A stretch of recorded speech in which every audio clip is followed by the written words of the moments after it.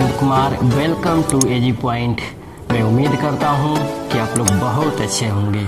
चलिए, आज हमारा जो क्लास है वह यूरोपीय कंपनियों का आगमन है आधुनिक भारत में। हालांकि इसके पहले मैं उत्तर मुगल काल और दूसरा नंबर मुगल काल के पतन के बाद स्वतंत्र राज्यों का उदय में क्लास ले चुका हूँ। ये तीसरा मेरा क्लास है यूरोपीय कंपनियों का आगमन। यूरोपीय कंपनियों के आगमन से पहले कुछ इसके मूलभूत अवधारणाओं को समझते हैं कि आखिर भारत में विदेशी आक्रमण के स्वरूप क्या रहे हैं और ऐसी कौन सी परिस्थितियाँ जिम्मेदार होती है जो भारत में ये विदेशी आक्रमणकारी आते हैं। हालांकि भारत में आने वाले यूरोपीय कंपनी कोई पहली कंपनी या कोई पहली विदेशी आक्रमणकारी नहीं थे। इसके पहले भी समय समय पर भारत में आक्रमणकारी आए हुए हैं। उन आक्रमणकारियों के पहले स्वरूप को देख लेते हैं। सबसे पहले जो आए थे वह आर्य, उसके बाद यूनानी, उसके बाद हिंद यवन, उसके बाद कुषाण, उसके बाद अरब, उसके बाद महमूद गजनी, उसके बाद मोहम्मद गोरी, उसके बाद मुगल, उसके बाद यूरोपीय कंपनी। यूरोपीय कंपनी। अब देखिए इनके स्वरूपों में, अगर हम महमूद गजनी और यूरोपीय कंपनी को छोड़ दें तो भारत में जितने भी आक्रमणकारी आए, एक यूनानी जो सिकंदर था, इनको छोड़ दें तो भारत में जितने भी आक्रमणकारी आए वो भारत के होकर ही रह गए। महमूद गजनी और यूरोपीय कंपनियां ये जो भारत में आए ये भारत के होकर नहीं रहे। इनका मुख्य उद्देश्य ही था कि भारत के संपदाओं को लूटा जाए। हालांकि यूनानी जो आए थे, सिकंदर के नेतृत्व में जो यहाँ आक्रमण हुआ था वह साम्राज्य विस्तार के रूप में नहीं हुआ था, वह एक विश्व विजेता के उद्देश्यों को लेकर विश्व विजेता के रूप में वो यहाँ जीतने के लिए आया था, आक्रमण किया था, है ना। तो ये सभी कारण थे, ये स्वरूप थे यहाँ आक्रमण का। इसमें महमूद गजनी और यूरोपीय कंपनियां ये जो दो ऐसी आक्रमणकारी थे जो भारत के संपदाओं को लूट कर ले गए। ये भारत के ना होकर भारत में आए लेकिन ये भारत के कभी नहीं हुए। लेकिन बाकी जितने भी आक्रमणकारी थे, यूनानी को छोड़ दिया जाए, महमूद गजनी को छोड़ दिया, यूरोपीय कंपनी को छोड़ दिया जाए तो ये सभी लोग आक्रमणकारी भारत में आए और भारत के ही होकर रह गए। अब बात करते हैं कि कारण क्या था, परिस्थितियाँ क्या थी कि सब आए, है ना। एक समय था विश्व में और भारत में। विश्व में जो समय था वह मध्यकाल भारत का समय चल रहा था, मध्यकालीन भारत का समय चल रहा था, और विश्व में आधुनिक काल का समय चल रहा था। मध्यकालीन भारत के जो राजा थे, जो शासक थे, वह आपस में अपने शक्तियों को स्थापित करने के लिए, अपने वर्चस्व को स्थापित करने के लिए दूसरे राज्यों पे आक्रमण करके अपनी स्थितियों को कमजोर कर रहे थे। बाकी इनका अपने देश से बाहर साम्राज्य विस्तार की इनकी कोई लालसा नहीं थी, इनकी कोई नीति नहीं थी। साथ ही अपने शक्ति को मजबूत करने के लिए और सामने वाले राजा की स्थिति को कमजोर करने के लिए या बाहरियों का हस्तक्षेप भी इन्होंने स्वीकार किया। यानी खुद ये लोग बाहर से इन आक्रमणकारियों को आने का भारत में निमंत्रण दिया था, है ना। बात करते हैं भारत में यूरोपीय कंपनियों के आगमन का। तो समझिए, यूरोप यानी पश्चिमी सभ्यताओं में जो देश थे, पश्चिमी सभ्यताओं के जो देश था वह आधुनिक काल के रूप में चल रहे थे, यानी पुनर्जागरण का काल चल रहा था। अलग अलग आविष्कार हो रहे थे और उन आविष्कारों को लेकर के एक मार्केट चाहिए था। उसी मार्केट को लेकर के भौगोलिक खोजें प्रारंभ हुई, है ना। इस भौगोलिक खोजों में जो पहला सहयोग किया, जिसकी पहली महत्वपूर्ण भूमिका थी, वह स्पेन का निवासी था क्रिस्टोफर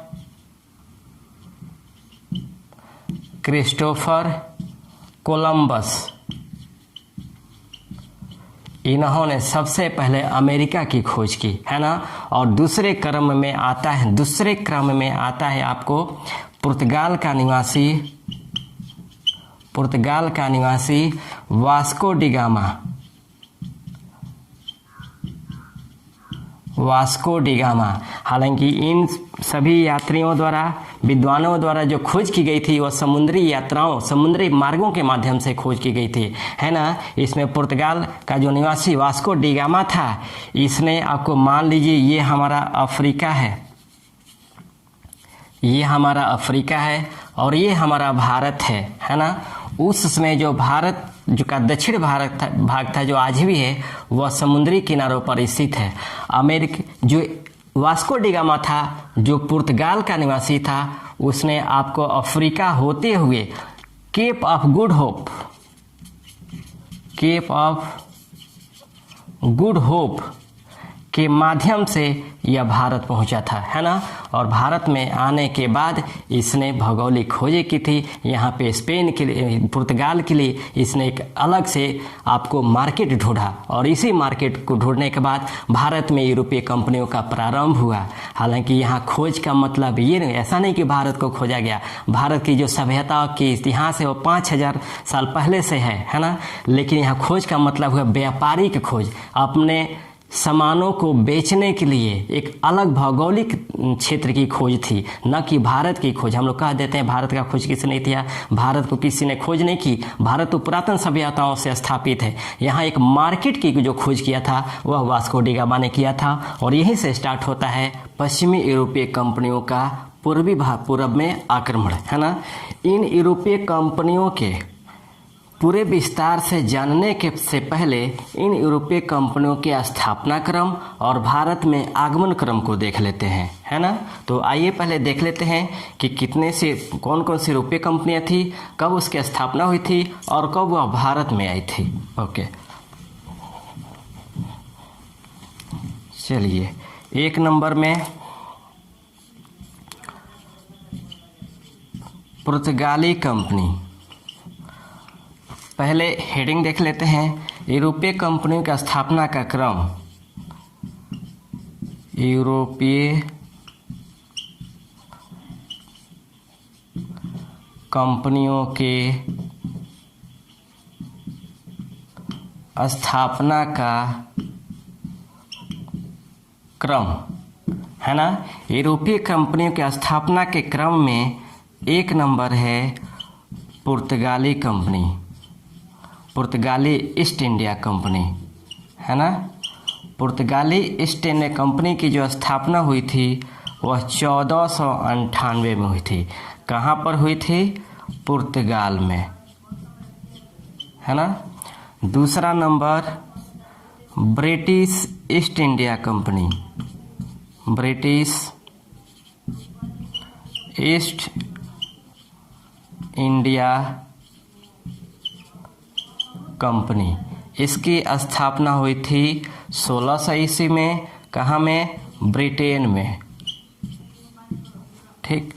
तीसरा नंबर है आपको Dutch east India company, Dutch east India company.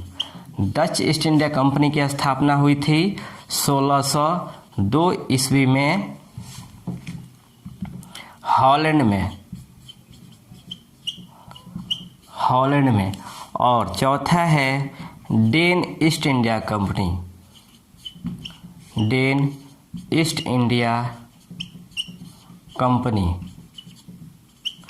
इसकी स्थापना हुई थी 1616 में डेनमार्क में। और अंतिम है French east India company, French east India company.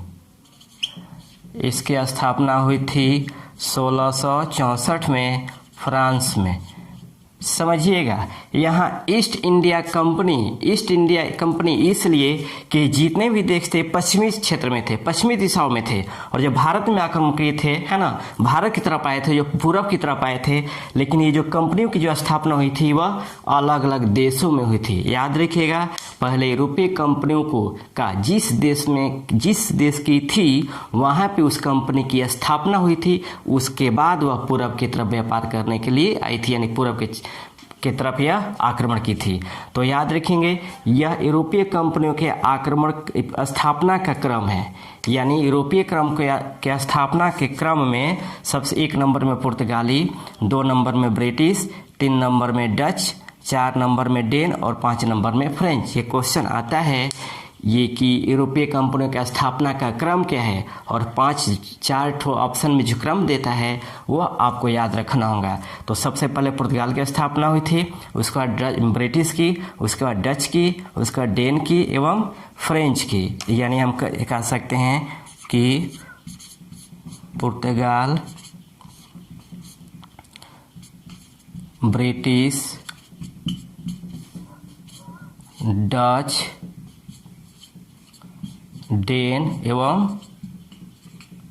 French, है ना। पुर्तगाल, ब्रिटिश, डच, डेन एवं फ्रेंच, ये यूरोपीय कंपनियों का स्थापना का क्रम है। और एक बात यहाँ देख लेते हैं, जब ये यूरोपीय कंपनियों की स्थापना हुई थी उस समय, तो उस समय भारत का शासक कौन था? तो देखिए, 1498 में जब पुर्तगाली ईस्ट इंडिया कंपनी की स्थापना हुई थी, तो उसमें भारत का जो शासक था वह सिकंदर लोदी था। ब्रिटिश ईस्ट इंडिया कंपनी, इसकी जब स्थापना हुई थी उस समय भारत का जो शासक था वह अकबर था, है ना। ये लोदी वंश से था और ये मुगल से था। डच ईस्ट इंडिया कंपनी की स्थापना जो 1602 में हुई थी, उस समय भी भारत का जो शासक था वह अकबर था, है ना। डेन ईस्ट इंडिया कंपनी की स्थापना जो 1616 में हुई थी, उस समय भारत का जो शासक था वह जहांगीर था, है ना। और फ्रेंच ईस्ट इंडिया कंपनी की जब स्थापना हुई थी 1664 में, उस समय भारत का जो शासक था वह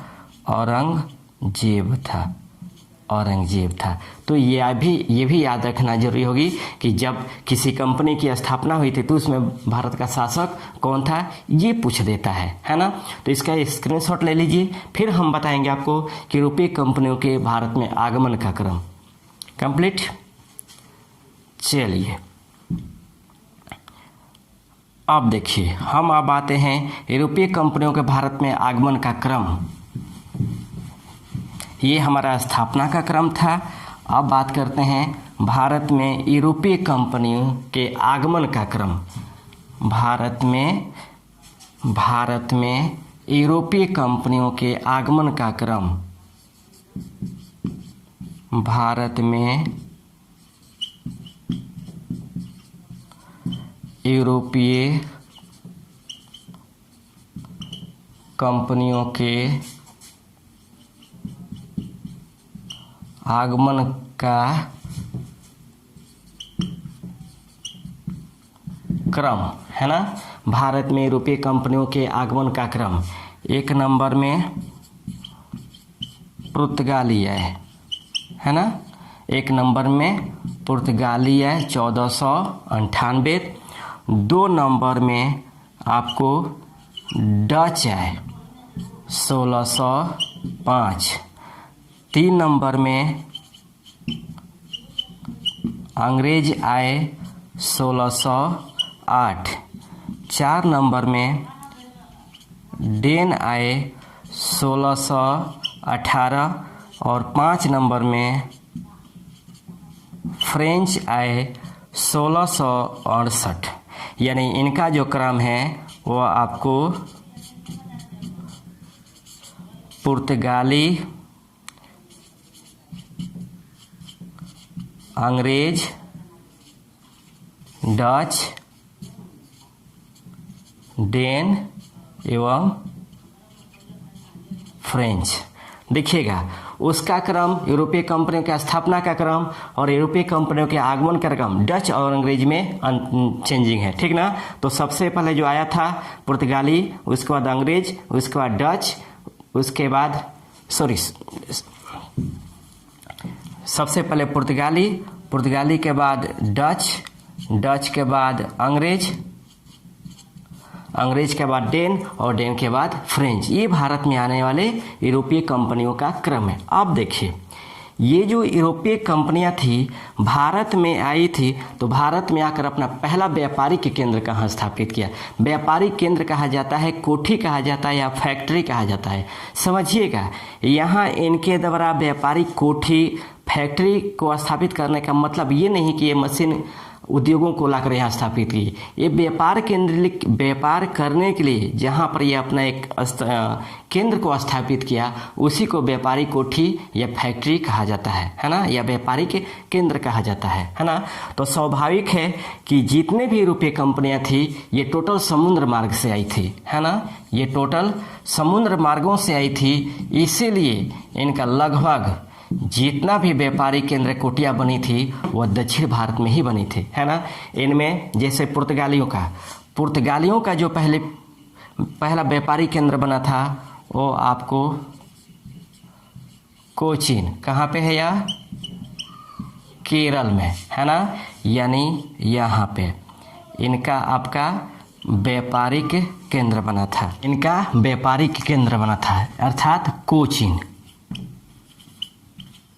कोचीन जो केरल में स्थित है ना। उसके बाद डचों का जो व्यापारिक केंद्र बना, डचों ने अपना जो पहला व्यापारिक केंद्र स्थापित की थी वह मसूलीपट्टनम में आंध्र प्रदेश में डचों ने अपना व्यापारिक केंद्र स्थापित की थी पहली मसूलीपट्टनम में।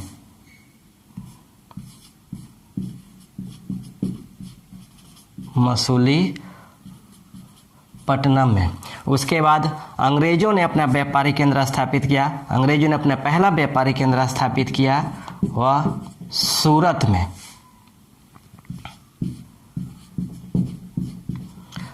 में स्थापित किया। और डेनों ने अपना पहला व्यापारिक केंद्र जो स्थापित किया था वह श्रीरामपुर अर्थात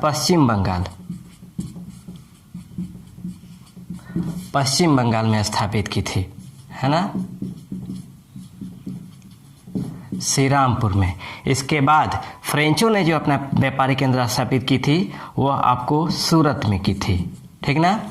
ये भी फ्रेंचों ने जो स्थापित किया था वो भी आपको सूरत में। तो इस तरह आपका यूरोपीय कंपनियों का भारत में आगमन और उनका भारत में स्थापित पहला व्यापारिक केंद्र था, ठीक ना। ये आप स्क्रीनशॉट ले लेंगे। इसमें भी हम अगर देखें तो भारत में जब यूरोपीय कंपनियों की स्थापना हुई, उस समय भारत के जो प्रमुख शासक थे उनमें आपको 1498 में सिकंदर लोदी, 1605 में अकबर, 1608 में जहांगीर, 1618 में जहांगीर और फ्रेंचों के समय आपको औरंगजेब, है ना। तो ये भारत में यूरोपीय कंपनियों की स्थापना का क्रम, उनके द्वारा स्थापित किया गया पहला व्यापारिक कोठी या व्यापारिक केंद्र और किसके शासनकाल में हुआ था, ठीक।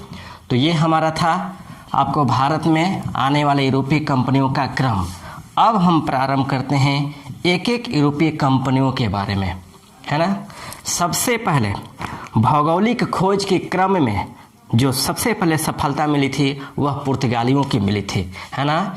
1 नंबर में हम देखते हैं भारत में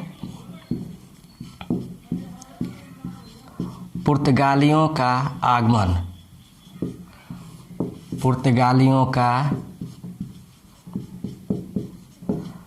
आगमन।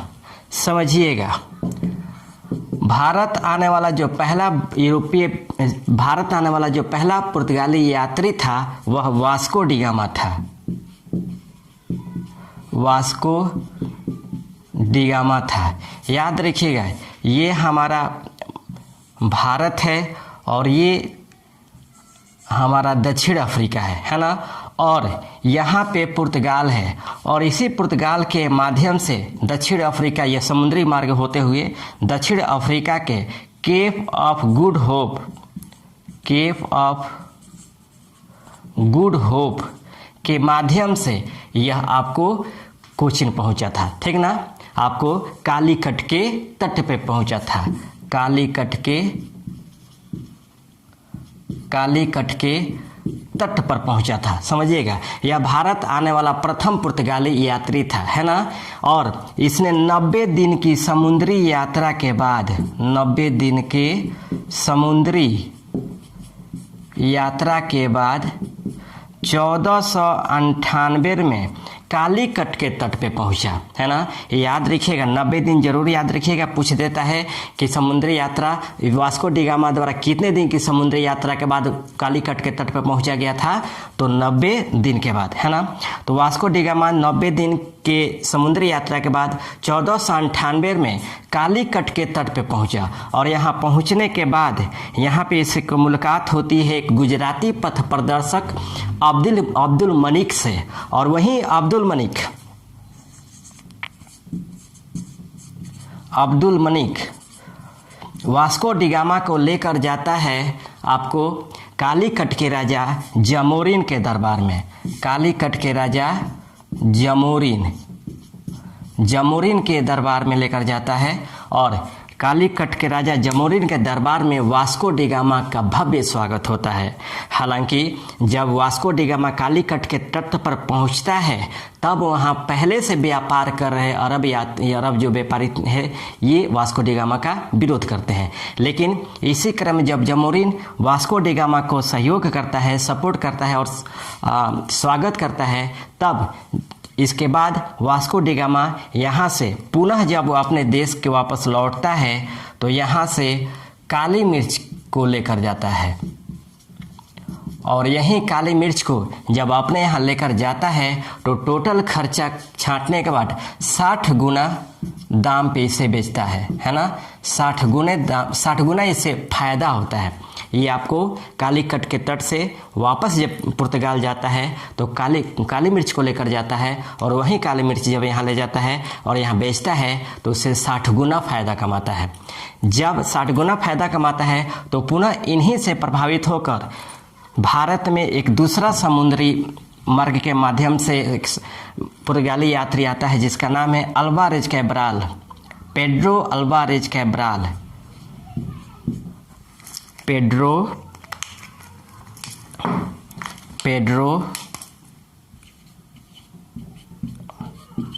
अल्वारेज कैब्राल, है ना। यह भारत में आता है 1500 ईस्वी में, है ना। और ये भी कालीकट के व्यापारी की स्थितियों को देखता है, यहाँ के व्यापार के परिस्थितियों को देखता है और देखने के बाद जब यह वापस जाता है तो पुनः वास्को डिगामा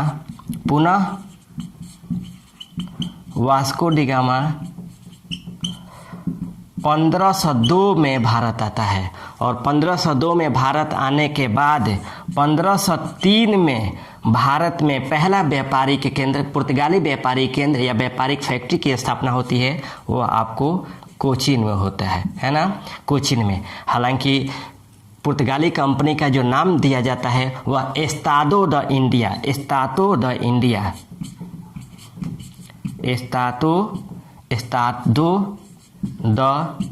इंडिया नाम दिया जाता है ना। और यहीं से भारत में पुर्तगालियों का व्यापार प्रारंभ होता है। और प्रारंभ होने के बाद भारत में पहला जो पुर्तगाली वायसराय बनाया जाता है वह आपको फ्रांसिस्को डी अल्मेडा को बनाया जाता है ना। फ्रांसिस्को डी अल्मेडा को बनाया जाता है। ये भारत में पुर्तगाली कंपनी का पहला वायसराय या पहला गवर्नर जनरल था। इसका जो शासनकाल था वह 1505 से लेकर के 1509 था, है ना। उसके बाद दूसरा जो वायसराय आता है वह आता है Alfonso de Albuquerque. Alfonso de Albuquerque, इनका जो शासनकाल होता है वह 1509 से 1515 होता है। याद रखिएगा, इन्हें भारत में पुर्तगाली साम्राज्य का वास्तविक संस्थापक माना जाता है। इसके पहले ये फ्रांसिस्को डी अल्मोडा था। जब यह भारत का प्रथम पुर्तगाली वायसराय बना तो इसने एक नीति लागू की थी जिसका नाम था ब्लू वाटर की नीति, ब्लू वाटर पॉलिसी, है ना। Blue water policy, blue water policy के तहत था कि ये जो हमारा भारत था इसके अधीन जितने भी हिंद महासागर के क्षेत्र थे इन सभी क्षेत्रों पर फ्रांसिस्को डी अल्मेडा का उद्देश्य था कि इन सभी क्षेत्रों में जितने भी आने वाले व्यापारी के केंद्र थे उन क्षेत्रों को उस पर कब्जा किया जाए। तो फ्रांसिस्को डी अल्मेडा द्वारा जो लागू किया गया था वह ब्लू वाटर पॉलिसी थी, है ना। उसके बाद अल्फांसो डी अल्बुकर्क कहता है, इसका जो शासनकाल होता है 1509 से 1515 और इसे भारत में पुर्तगाली साम्राज्य का वास्तविक संस्थापक माना जाता है। और इसने जो लागू की थी वह आपको विवाह नीति लागू की थी, है ना। विवाह नीति यानी जब ये भारत में आया तो भारत में अपने स्थिति को मजबूत करने के लिए अपने लोगों को भारतीय महिलाओं से शादी करने के लिए उत्साहित किया, है ना। उनको उकसाया कि आप यहाँ पे शादी करें और शादी करने के बाद इनको अपने अधीन लिया जाए, अपने में मिलाया जाए और मिलाने के बाद साम्राज्य विस्तार को मजबूत किया जाए। हालांकि इन्होंने इनका जो उद्देश्य था वह पहला था आपको गॉड, गोल्ड और गैलोरी, है ना। गैलोरी, इसे हम 3G भी कहते हैं, 3G के नाम से भी हम अगर इसको हम देख कहते हैं गॉड, क्योंकि सबसे पहले फ्रांसिस्को ये अल्फांसो डी अल्बुकर्क ने ही भारत में ईसाई प्रचार हेतु अपने धर्म को प्रचार करने के लिए यानी अपने ईश्वर को प्रचार करने के लिए इसने नीति लगाई थी। साथ ही इसका उद्देश्य था कि भारत के जो सोना है उन पे कब्जा किया जाए। और गैलोरी का मतलब था कि अपना जो प्रभाव है, अपना जो गैलेरियस है उसे विश्व के अन्य देशों में प्रभाव को बनाया जाए, है ना। तो इन्होंने लागू की थी। साथ ही अल्बुकर्क ने 1510 ईस्वी में बीजापुर के शासक आदिल शाह यूसुफ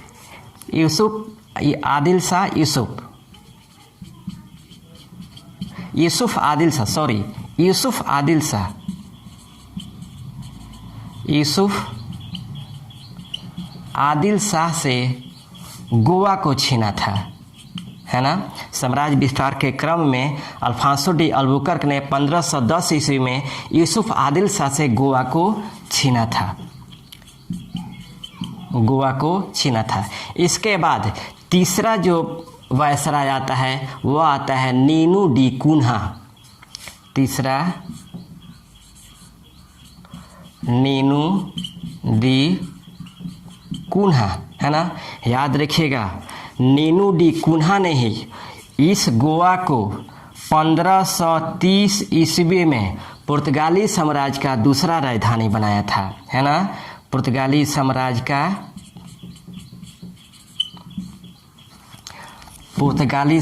का नीनू डी कुन्हा ने गोवा को पुर्तगाली साम्राज्य का दूसरी राजधानी बनाया था, है ना। नीनू डी कुन्हा ने गोवा को पुर्तगाली साम्राज्य का दूसरा राजधानी बनाया था, यानी दूसरा केंद्र बनाया था, है ना। पहला केंद्र जो बना था वह कोचीन बना था, ठीक ना। इसके अलावा नीनू डी कुन्हा ने आपको दमन एवं दीव को भी कब्जा में लिया था। और यही दमन एवं दीव तथा गोवा जो अंत में 1961 में इनसे मुक्त कराया गया। यानी भारत में सबसे पहले इन लोगों ने कब्जा किया और अंत में 1961 में गोवा, दमन एवं दीव को पुर्तगालियों से अलग कराया था। खैर उसको आगे हम बताएंगे, पहले इतना जान लीजिए। अब देखिए, पुर्तगाली जब भारत आते हैं तो पुर्तगालियों के भारत आने से भारतीय सभ्यता और संस्कृतियों पर भी प्रभाव पड़ा, है ना, और पॉजिटिव प्रभाव पड़ा। सबसे पहले पुर्तगालियों के भारत आगमन से प्रिंटिंग प्रेस की शुरुआत हुई। प्रिंटिंग प्रेस की शुरुआत हुई। प्रिंटिंग प्रेस की शुरुआत हुई। साथ ही तंबाकू की खेती प्रारंभ हुई। तंबाकू की खेती प्रारंभ हुई। और तीसरा में जहाज निर्माण का प्रारंभ हुआ। और एक थी आपको चौथा नंबर, गोथिक स्थापत्य कला। गोथिक स्थापत्य कला का विकास हुआ।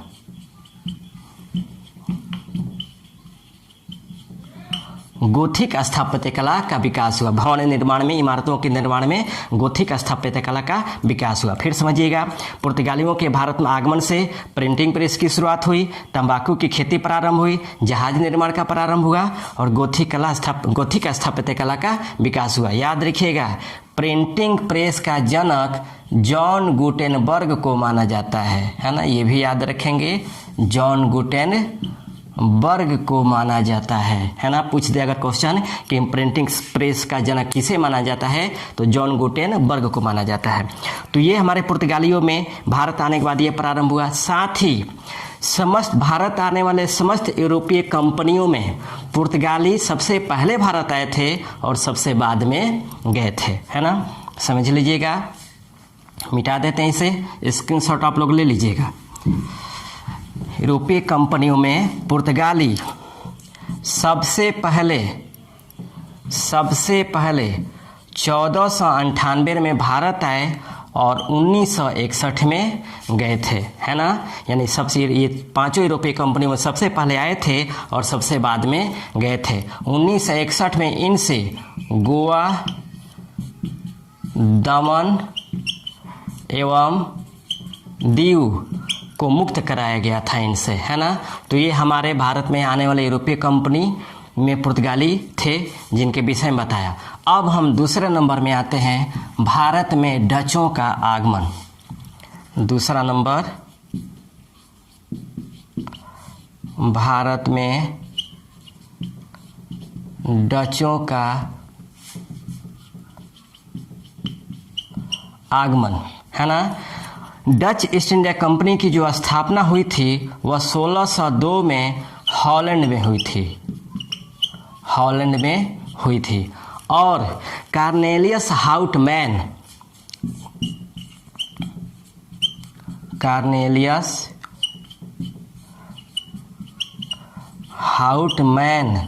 के नेतृत्व में हॉलैंड सरकार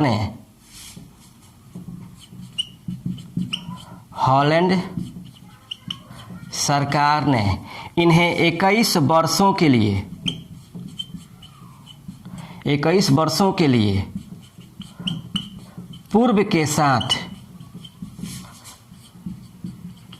व्यापार करने की अनुमति प्रदान की। व्यापार करने की अनुमति प्रदान की।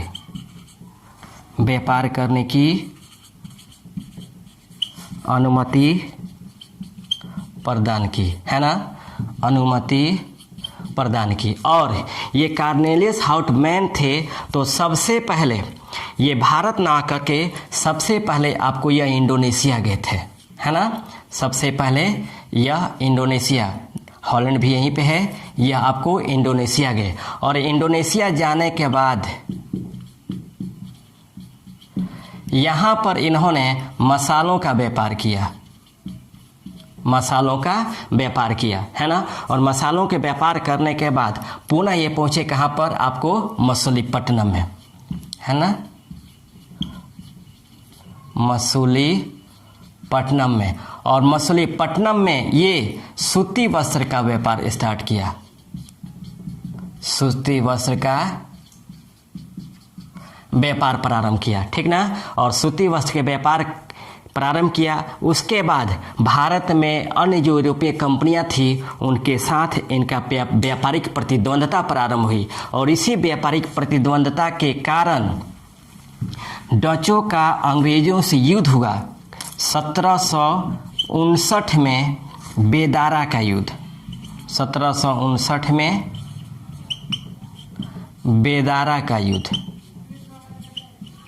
और इसी युद्ध में अंग्रेजों ने डचों को पराजित कर भारतीय व्यापार से बाहर कर दिया, है ना। फिर समझिएगा, भारत में डचों का आगमन में डच कंपनी की स्थापना 1602 में हुई थी, लेकिन हॉलैंड सरकार ने कार्नेलियस हाउटमैन के नेतृत्व में 21 वर्षों के लिए पूरब के साथ व्यापार करने की अनुमति प्रदान की। और डचों ने जो सबसे पहले इंडोनेशिया पहुंचे और इंडोनेशिया इन्होंने मसालों का व्यापार किया। इसके बाद ये पहुंचते हैं मछलीपट्टनम, भारत के आंध्र प्रदेश में, और यहाँ सूती वस्त्र का व्यापार प्रारंभ करते हैं। लेकिन भारत में जो व्यापारिक प्रतिद्वंदता प्रारंभ हुई थी उसी प्रतिद्वंदता में यह टिक नहीं पाए और अंततः अंग्रेजों से इनकी युद्ध होती है। और इस युद्ध में 1759 में अंग्रेज इन्हें बेदारा के युद्ध में पराजित करते हैं और पराजित करके भारतीय व्यापार से बाहर कर देते हैं, है ना। तो ये हमारा आज का जो क्लास बस इतना ही रन देते हैं। भारत में यूरोपीय कंपनियों का आगमन,